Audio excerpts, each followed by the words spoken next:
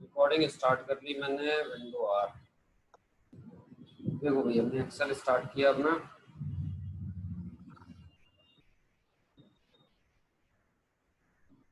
कल आप दोनों ने फाइल मुझे भेज दी थी जो करने को दिया था वो सब, और दोनों को कोई डाउट ही नहीं है, तो कोई बात ही नहीं है। किसी को डाउट होगा वो भी लॉगिन होकर पूछेगा।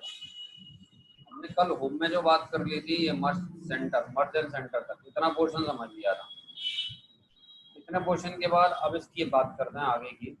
तो ये देखो, सबसे पहले तो हम यहाँ आते हैं नंबर फॉर्मेट का। ये क्या है? ये फॉर्मेटिंग है। ये किसकी फॉर्मेटिंग है? क्या बात करता है? नंबर फॉर्मेट की बात कर रहा है। नंबर फॉर्मेट से मतलब क्या है? यहाँ पे देखो, जैसे मैंने यहाँ टाइप किया, कुछ नंबर टाइप कर रहा हूँ। मान लो यही है कि मैंने यहाँ पे सिटी और सेल, कल भी हमने टाइप किया था, आज भी हम यही लेके चल रहे हैं।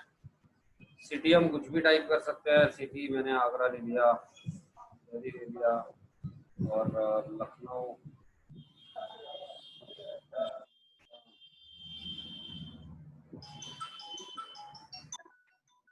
एक मिनट फोन आ रहा है।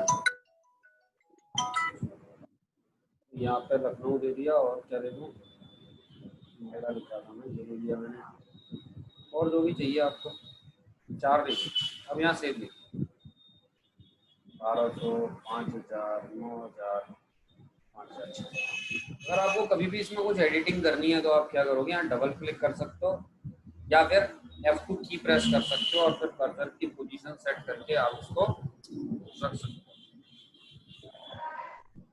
हो भाई।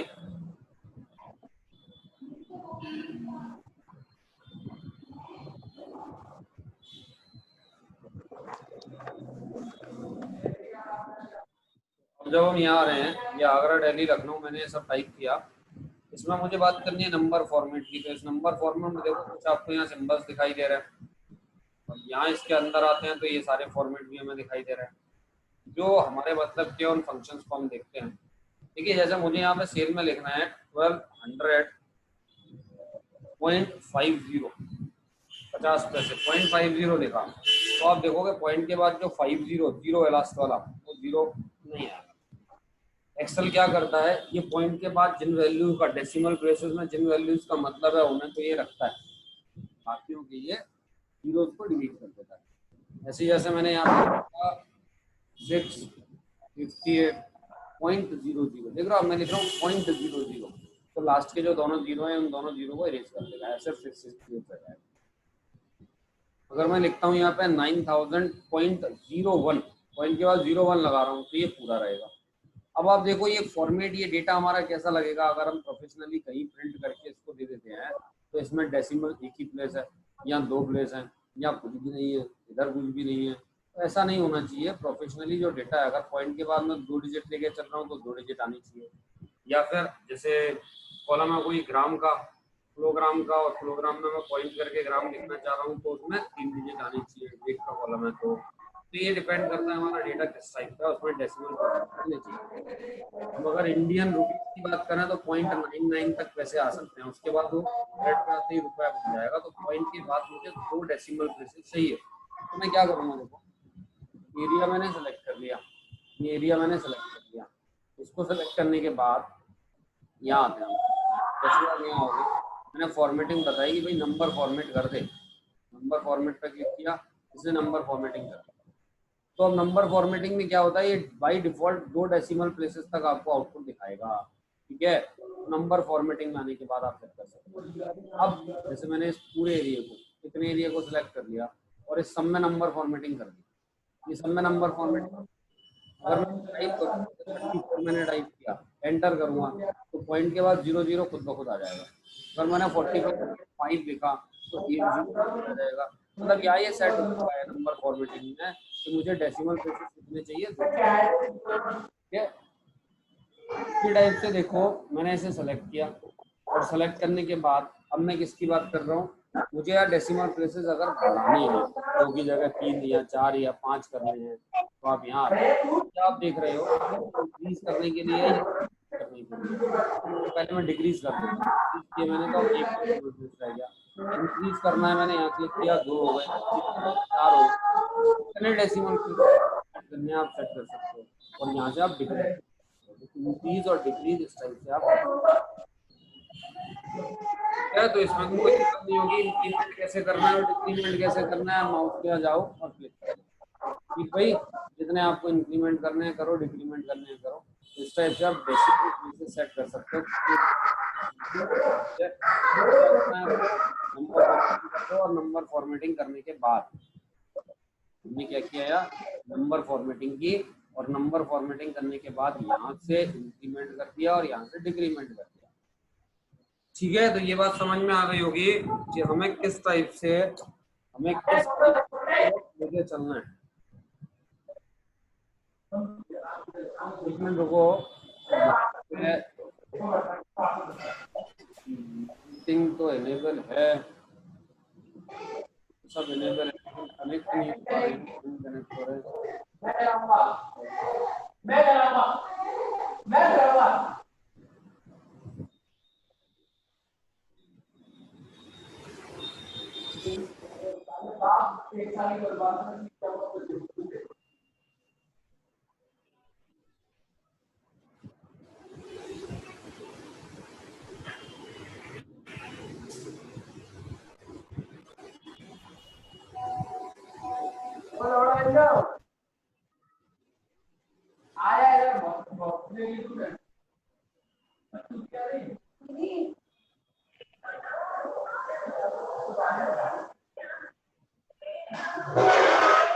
हाँ भाई, तो ये बात समझ में आ गई होगी कि किस टाइप से चल रहा है, कैसे लेके चल रहा है नंबर फॉर्मेटिंग को। इसी में देखो, अगर आपको करेंसी चाहिए तो यहाँ फॉर्मेट मिलेगा आपको करेंसी का। अगर आपको जो करेंसी का फॉर्मेट है वही है नंबर के बाद। डिफॉल्ट फॉर्मेट जनरल होता है, बाकी नंबर फॉर्मेट लिया। करेंसी फॉर्मेट आप लेके चलोगे तो ये करेंसी का सिंबल आ रहा है, डॉलर का सिंबल आ रहा है। आप यहाँ आते हो, इधर आने के बाद आपको सिंबल डॉलर चाहिए, पाउंड चाहिए, यूरो चाहिए, चाइनीज पोंड, जो भी आपको रखना है। या फिर आजकल रुपीज़ भी आने लगा है, तो इसमें नहीं है, लेकिन रुपीज़ भी आता है नए वर्जन के अंदर, तो रुपीज़ भी आप सेलेक्ट कर सकते हो। तो जो आपको करेंसी का सिंबल चाहिए आप उसे क्लिक कर दो, वो आ जाएगा। ये दो फॉर्मेट है, एक तो अकाउंटिंग फॉर्मेट है और एक करेंसी फॉर्मेट है। करेंसी और अकाउंटिंग, तो आपको कौन सा फॉर्मेट चाहिए? करेंसी अगर आप करते हो तो ये साथ साथ आ जाता है, और अगर आप फॉर्मेटिंग करते हो अकाउंटिंग की, अकाउंट में ये डॉलर साइन ये स्टार्टिंग में आ रहा है। बाकी आप यहाँ से इसका स्टाइल भी चेंज कर सकते हो कि आपको कौन सी करेंसी की जरूरत है। हालांकि इसकी जरूरत बहुत कम पड़ेगी आप लोगों को। इसके बाद देखो डेट का फॉर्मेट क्या है, ये तो डेट हम अलग से लगाएंगे। यहाँ नंबर फॉर्मेटिंग सिंपल कर दिया मैंने, यहाँ डेट टाइप करता हूँ। जो डेट है ये देखो, डेट में मुझे क्या करना है, डेट, तुम यहाँ बैठ रहे हो तो यही बैठ जाओ भले, घर पे ही बैठ, एक ही बात है भाई। देखो मैंने डेट यहाँ टाइप की, डेट मुझे आज की डेट टाइप करनी है। अगर मैं आज की डेट टाइप करना चाहूँ तो आज की डेट क्या है, 17/7। मैंने पहले मंथ लिखा, फिर डेट लिखी, उसके बाद ईयर लिख रहा हूँ, एंटर कर दिया मैंने। तो हमेशा ध्यान रखना एक्सेल के अंदर आपके सिस्टम की सेटिंग्स क्या है।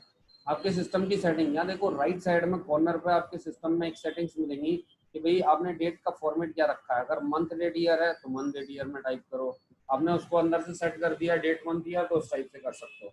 लेकिन डिफॉल्ट इसके अंदर जो रहेगा वो मंथ डेट ईयर ही चलता है कंप्यूटर के अंदर। तो आप टाइपिंग ऐसे ही करोगे, आपको देखना जैसे है वैसे देख सकते हो।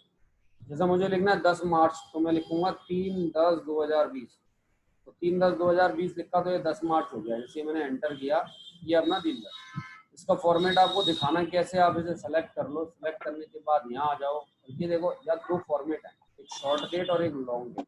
इस समय जो आपके सामने है शॉर्ट डेट है। लॉन्ग डेट पे अगर क्लिक करूंगा तो लॉन्ग डेट ऐसे दिखाएगा, फ्राइडे जुलाई 17 या ट्यूजडे मार्च 10। तो जो भी आपको डेट का फॉर्मेट रखना है इन दो में से वो सेलेक्ट कर सकते हो।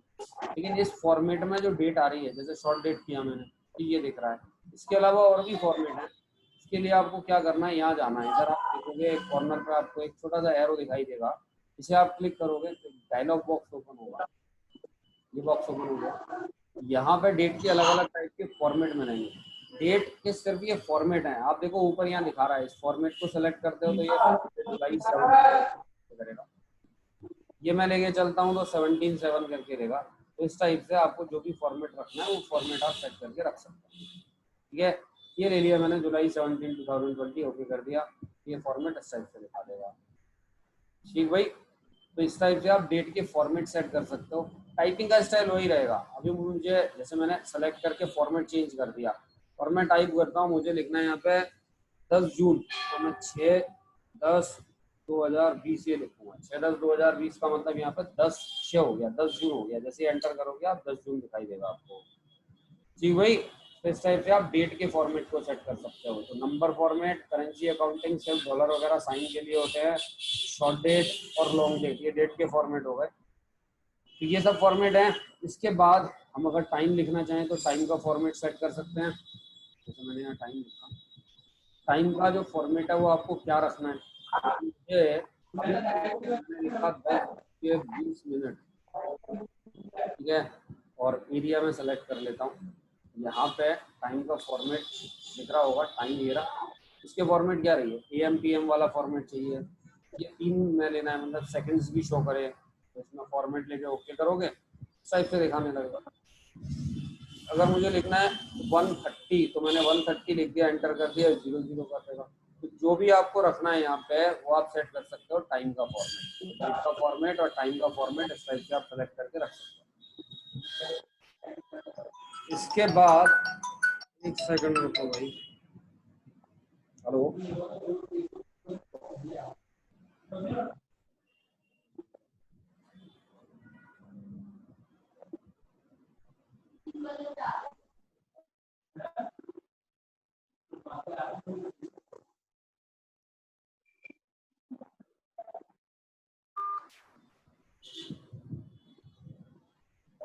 तो यहाँ आते हैं टाइम के फॉर्मेट के बाद, देखो आप परसेंटेज है, फ्रैक्शन है, साइंटिफिक है और टेक्स्ट है। तो यहाँ बस मैं आपको एक टेक्स्ट फॉर्मेट की और बात कर रहा हूँ। परसेंट फॉर्मेट आप सब जानते हो, मैथ्स में परसेंट लगा दो तो डिवाइड बाई 100 वाला फॉर्मेट आ जाएगा। जैसे देखो परसेंट फॉर्मेट को मान लो यहाँ पे कुछ वैल्यू लिखी हुई है, यहाँ पे मेरी वैल्यू लिखी हुई है 34 और मैं इसको परसेंट फॉर्मेट कर देता हूँ। यहाँ से डायरेक्ट भी कर सकते हो आप। तो परसेंट का साइन आ जाएगा पीछे और इसमें 2 जीरो बढ़ा दिए, 3400 और यहाँ परसेंट लगा हुआ है। इसका मतलब क्या है, 3400 डिवाइड बाई 100। जब डिवाइड 100 करोगे तो 34 वैल्यू मिलेगी। तो इसका कुछ खास यूज नहीं है। तो अगर आप चाहो तो परसेंटेज यूज कर सकते हो, वैसे कोई जरूरत नहीं पड़ेगी आपको इस परसेंटेज की। अगर आप देखो परसेंटेज के बाद यहाँ पे फ्रैक्शन और साइंटिफिक की मैं बात नहीं कर रहा अभी। यहाँ पे टेक्स्ट को फॉर्मेट को लेके चलते हैं हम लोग। ये टेक्स्ट फॉर्मेट क्या है देखो, तो अगर आप कभी भी कोई भी वैल्यू लिखते हो, जैसे देखो मैं यहाँ पे लिख रहा हूँ रोल नंबर, रोल नंबर में स्टार्टिंग में मुझे 000123 ये लिखना है। इसी में एंटर करूंगा, ये स्टार्टिंग के जीरो को गायब कर देगा। अगर आपने लिखा 123.000 तो इसने क्या किया, लास्ट के जीरो भी गायब कर दिया पॉइंट के बाद के। तो ये एक्सेल खुद ब खुद देखता है कि आपके डेटा में अगर कोई ऐसी वैल्यू है जिसका कोई मतलब नहीं है तो इसको डिलीट कर देता है खुद से। क्या चाहिए हमें, रोल नंबर के आगे 3 जीरो चाहिए या ऐसा कुछ भी करना है, आप इसे सेलेक्ट करो। आप ये चाहते हो, आप ये कह रहे हो ये सब टेक्स्ट है, ये कोई नंबर वगैरह कुछ है ही नहीं, तो टेक्स्ट फॉर्मेटिंग करो। एक बार आपने टेक्स्ट कर दिया, अब आप कुछ भी लिखो, ये कुछ भी गायब नहीं करने वाला। और ये ग्रीन कलर से दिखा रहा है, ये इंडिकेट कर रहा है कि भाई ये नंबर है, लेकिन आप टेक्स्ट में लिख रहे हो, तो उससे कोई प्रॉब्लम नहीं है, प्रिंट में नहीं आता। अगर जरूरत है ऐसा कुछ भी करने की तो आप कर सकते हैं, ठीक है भी। तो टेक्स्ट फॉर्मेटिंग इस टाइप से चल रही होती है। इसी में एक और चीज देखो, जैसे मुझे रोल नंबर लिखना है और मेरा रोल नंबर हर बार 7 डिजिट का ही होने वाला है, 60 डिजिट के नंबर है। अब मैं 000 बार बार लगाता हूँ तो टाइम लगेगा। तो आप क्या करो, यहाँ कस्टम में जाओगे, यहाँ आ जाओ, इधर आने के बाद कस्टम पे क्लिक करो। कस्टम पे आने के बाद हम कस्टमाइज कर सकते हैं अपनी तरफ से जो भी चाहें। तो इधर आने के बाद मैंने यहाँ क्या बताया, 1 2 3 4 5 6 7 जीरो बना दिए। मैंने यहाँ पे जीरो बना दिया 7, ओके कर दिया। अब अगर मैं यहाँ टाइप करता हूँ, मैंने सिर्फ 67 लिखा, मैंने एंटर किया, तो देखो स्टार्टिंग के 5 जीरो ने खुद ही लगा दिया। तो ये 60 डिजिट का नंबर खुद बन गया। अब आपका टाइम बच जाएगा ये स्टार्टिंग के जीरो लगाने का। अगर आप ये फॉर्मेटिंग लगा देते हो तो बार बार आपको 0000 ये सब लगाने की जरूरत नहीं है। आप अगर कुछ भी लिखोगे तो आ जाएगा। जैसे आप वैल्यू लिखना चाहो वो लिख सकते हो। तो हमने क्या किया यहाँ पे, कस्टम फॉर्मेट के लिए देखो एक बार फिर से इसको सिलेक्ट किया, एरिया को सिलेक्ट करने के बाद यहाँ आए, यहाँ आने के बाद हमने क्या किया, कस्टम में गए और कस्टम आने के बाद यहाँ टाइप कर दिया। आपको 00 जो भी कुछ लिखना है वो सब टाइप कर दिया। तो ये बात समझ में आ गई होगी। तो ये हमारा नंबर फॉर्मेट का काम तो हो गया खत्म। अब हमें इससे आगे की बात करनी है। तो इससे आगे आते हैं, देखो अभी मैं कंडीशनल फॉर्मेटिंग की बात नहीं कर रहा है, इसको अलग से समझेंगे, थोड़ा टाइम लेगा एक। इससे पहले हम इन चीज़ों को देखते हैं। तो आप देखो फॉर्मेट सेल, फॉर्मेट सेल और ये सेल की स्टाइल और फॉर्मेट टेबल, ये क्या है? ये मेरा डेटा है जो मैंने डाटा यहाँ पे टाइप किया हुआ है। ये डाटा मैंने इस टाइप का बना दिया। अब मैं यहाँ पे क्या कर रहा हूँ, देखो मुझे क्या चाहिए, इसकी स्टाइल चेंज करना है किसी सेल का, जैसे सिटी और सेल है, इनके स्टाइल आप यहाँ से कलर चेंज कर सकते हो, फॉन्ट चेंज कर सकते हो, मैनुअली 1 बाय 1 खुद ही स्टेप बाय स्टेप कर सकते हो, या फिर सीधे यहाँ सेल स्टाइल पे आ जाओ एरिया सेलेक्ट करने के बाद। जब आप यहाँ होगे तो आपको अलग अलग टाइप के स्टाइल मिलेंगे। इसका काम सिर्फ इतना ही है कि आपको यहाँ अलग अलग टाइप के स्टाइल मिलेंगे, आप इसमें से कोई भी स्टाइल चूज कर लो जो आपको अच्छा लगे और उसे क्लिक कर दो, ये सेट हो जाएगा। तो फॉन्ट का कलर, स्टाइल, बैकग्राउंड सब कुछ सेट हो जाता है सेल के स्टाइल से। जो स्टाइल आपको यहाँ दिख रहा है, जिस स्टाइल को भी आप सेलेक्ट करोगे उस स्टाइल से आपको दिखाने लगेगा। ठीक है भाई, ये स्टाइल। ऐसे ही फॉर्मेट एज टेबल पे क्या है, कर्सर आप कहीं भी रख लो इस डाटा के अंदर, इधर आओगे तो यहाँ आपको टेबल के स्टाइल दिख रहे हैं, फॉर्मेट दिखाई दे रहा है। मैंने ये स्टाइल चूज किया, इस स्टाइल को सिलेक्ट करके अगर आप ओके कर दोगे तो बन जाए। इसमें आपको हेडर चाहिए, ये फर्स्ट रो मेरी हेडर रो है तो इस पर टिक मार्क लगा के रखो, माई टेबल एज हेडर।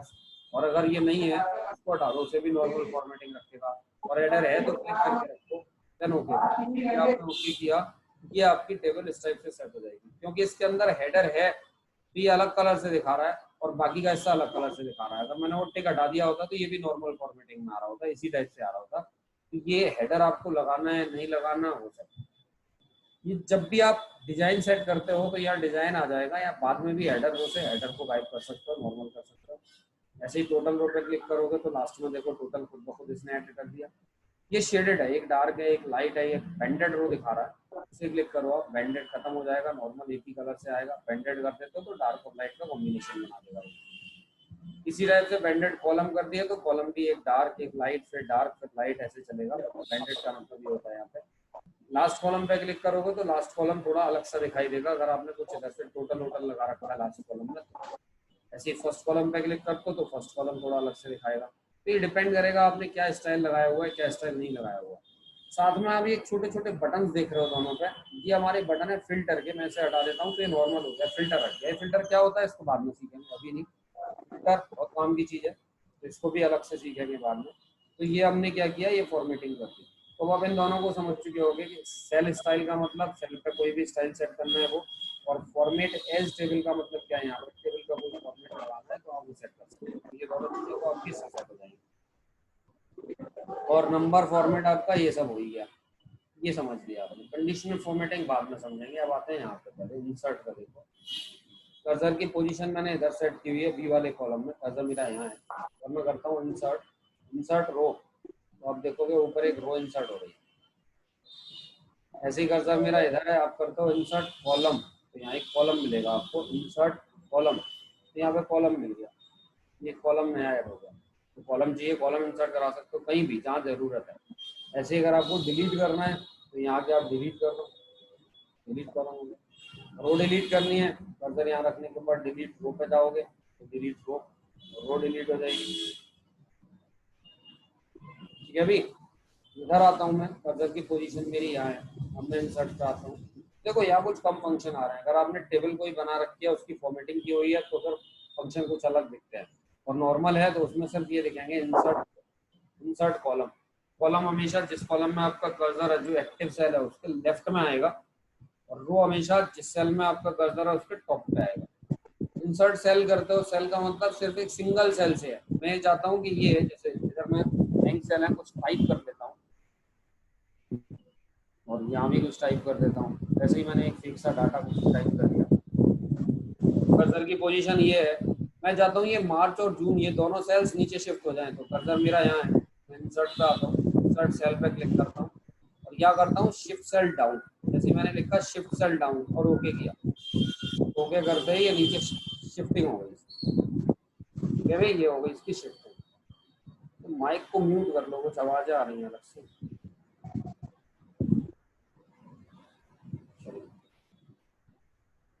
ठीक है, तो ये मैंने एक सेल इंसर्ट करा दी और इन सेल को नीचे शिफ्ट कर दिया।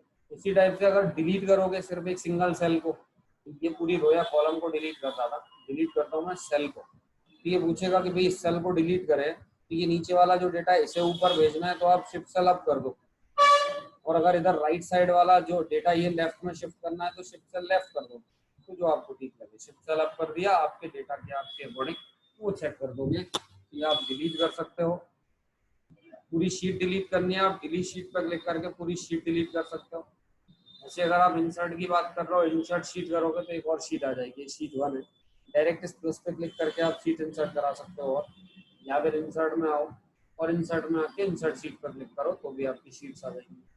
डिलीट करनी है, जरूरत नहीं है आपको इन शीट्स की, तो यहाँ आ जाओ और डिलीट शीट कर दो। डिलीट शीट पर क्लिक कर दो, पूरी शीट डिलीट हो जाएगी। बस एक चीज का हमेशा ध्यान रखना कि अगर आपने शीट डिलीट की तो परमानेंट डिलीट होगी, वो अंडू वगैरह करने से भी वापस नहीं आएगी। कोई डाटा है तो वो परमानेंटली डिलीट हो जाएगा, तो ये ध्यान रखना इंसर्ट और डिलीट के केस में, डिलीट के केस में स्पेशली। तो ये इंसर्ट हो जाएगा, डिलीट हो जाएगा, ये दोनों चीजें हो जाएंगी आपकी। इसके बाद हम बात करते हैं थोड़ी सी, इस फॉर्मेटिंग में टाइम लगेगा मुझे, इसलिए ये मैं आज नहीं बता रहा। अभी आज ऑनलाइन भी नहीं है कई सारे लोग, तो इसकी बात नहीं कर रहा मैं। पहले जो काम की चीजें जैसे कंडीशनल फॉर्मेटिंग मैंने छोड़ दी है, अभी फॉर्मेट को भी मैं अभी छोड़ता हूँ।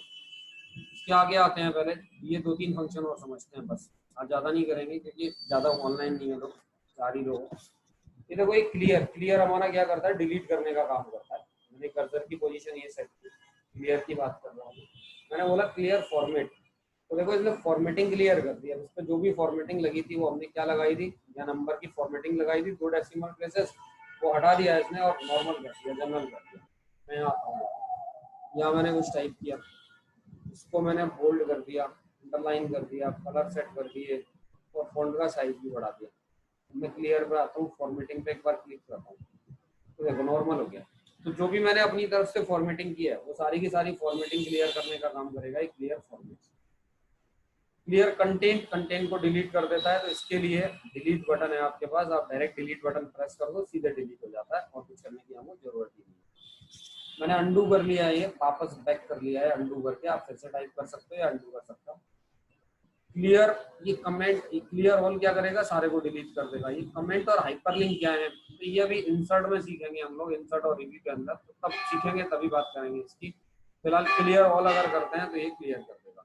सीधा है, नाम से समझ में आ रहा होगा, इसका क्लियर है डिलीट करने के लिए। तो आपको कुछ भी क्लियर करना है, हाइपरलिंक, कमेंट, कंटेंट, फॉर्मेट, बस आपको इस पर क्लिक करना है, उस चीज को डिलीट कर देगा, इस चीज को डिलीट कर देगा। ठीक है, ये क्लियर आपको डिलीट करनी है। अब हमें बात करनी है क्लियर के बाद, देखो फिल की। ये फिल क्या करता है, तो फिल देखो यहाँ पे मैंने 150 लिखा, अब ये सेम 150 मुझे यहाँ भी फिल करना है। तो आप फिल पे आओ, डाउन पे क्लिक करो, नीचे फिल हो जाएगा। इसी टाइप से कर्सर मैंने यहाँ रखा और फिर मैं फिल की बात करता हूँ, अप करता हूँ तो जो नीचे लिखा हुआ वो ऊपर फिल हो जाएगा। आपने अगर कर्सर यहाँ रखा तो राइट साइड की वैल्यू मुझे लेफ्ट में फिल करानी है, तो फिर ये काम करता है। ये आप कॉपी पेस्ट करके भी कर सकते हो या इसको ड्रैग करके भी कर सकते हो, जैसे आप चाहो वैसे ऑटो फिल का यूज करके कर सकते हो। ये खुद ही काम करेगा।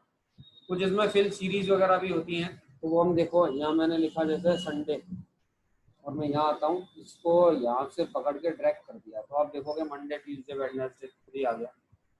इसी टाइप से मैंने लिखा जनवरी, कॉर्नर से मैं यहाँ गया फिल हैंडल का और इसको खींचा मैंने, तो आप देखोगे आप फरवरी, मार्च खुद ही आ गया। तो ये सीरीज है, आप अपनी खुद से सीरीज बना भी सकते हो। वो कैसे बनाएंगे, तो वो सीरीज जो बनानी है वो बाद में बताऊंगा आपको। ये सीरीज देख रहे हो, यहाँ पर सीरीज मिल रही है, ये सीरीज यहाँ से भी कर सकता है लेकिन अभी इसकी बात नहीं कर रहा। और सीरीज अपनी क्रिएट कैसे करता है वो भी बाद में देखेंगे। अभी तक हमने series left, right, up, down इनको यूज कर दिया और इसे ड्रैग करना सीख लिया है। ये फिल है। इसके साथ साथ ये देख रहे हो आप ऑटो सम, ये क्या करता है, देखो आप लोगों ने फॉर्मूला लगाना सीखा हुआ है, मुझे सबका टोटल करना है। आप क्या करते हो, इक्वल्स टू लिखते हो, फिर सम करते हो, फिर ब्रैकेट लिखते हो। तो यही सेम फॉर्मूला अगर आपको लगाना है यहाँ पे, आपको पूरा लिखने की जरूरत नहीं है। आप यहाँ क्लिक करो ऑटो सम पे, ये खुद ब खुद टाइप कर देगा। ऑटो सम ने क्या किया, इक्वल्स टू सम, फॉर्मूला वही है जो हमने सीखा था, बस ये खुद ही टाइप कर देगा। सम फॉर्मूले से इसने वैल्यू टाइप कर दी। लेकिन ये ध्यान रखना, कभी आपका डेटा ज़्यादा बीच में से किसी सेल में कुछ डाटा नहीं है और आप ऑटो सम करोगे तो ये सिर्फ उतना टोटल करेगा जहाँ तक आपका डेटा है। बीच में ये वैल्यू अगर आपने ध्यान नहीं दिया, पता लगा 500 एंट्री है और कोई एक तो एंट्री बीच में से गायब थी, आपने लास्ट में जाके ऑटो सम लगा दिया, तो जो भी हमारी ब्लैंक सेल होगी वो उसको रिकॉर्ड को सिर्फ उतना ही सम करेगा, तो ये सेल का ध्यान रखना, या फिर आप खुद से सेलेक्ट कर लो बाद में, तो ये टोटल करके दे देगा आपको। ऐसे और भी फॉर्मूले जो हमने सीखे थे, मैक्सिमम है, सम है, जो फॉर्मूले लगाने थे कर्सर यहाँ रखा, यहाँ आएंगे हम ऑटो सम पे, इधर आ जाओ, देखो एवरेज है, काउंट है, मैक्सिमम है, मिनिमम है, नेक्स्ट पे क्लिक करोगे, एंटर करोगे तो ये सबसे बड़ी वैल्यू दिखा देगा, टाइप नहीं करना पड़ेगा आपको। एवरेज करोगे ये एवरेज करके दे देगा आपको वैल्यू। तो ये वही फॉर्मूले हैं जो हमने सीखे थे, उन्हीं फॉर्मूलों की बात कर रहे हैं यहाँ पे, मैक्सिमम, मिनिमम, काउंट, एवरेज, सब कुछ इसी टाइप से। ठीक है भाई, तो हमने देखो क्या क्या समझा आज। क्लियर है, फिल है, ऑटो सम है, इंसर्ट, डिलीट, सेल का स्टाइल, फॉर्मेट टेबल, ठीक है, ये सब सीख लिया। और ये नंबर की फॉर्मेटिंग आपको पहले बस इतना देखना है, अभी इतना ही देखना। आज ऑनलाइन नहीं है ज्यादा लोग, तो मैं सिर्फ इतने की बात कर रहा हूँ फिलहाल। तो अभी सिर्फ इतना देखना, और इसके बाद जो अगली क्लास दूंगा मैं, अभी बीच में आपको मैटर भेज दूंगा, और ऑनलाइन अब आपको मंडे को होना है, सैटरडे संडे को ऑनलाइन नहीं होना। मैं इसलिए भी ऐसा कर रहा हूँ क्योंकि इससे क्या होगा कि थोड़े दिन बाद जैसे ही लॉकडाउन की स्थिति नॉर्मल होती है, सबको यहाँ वापस से बुला लूंगा और यही चलेगा। ऑनलाइन में शायद दिक्कत आ रही है कुछ लोगों को। ठीक है जी, तो फिलहाल ये करना।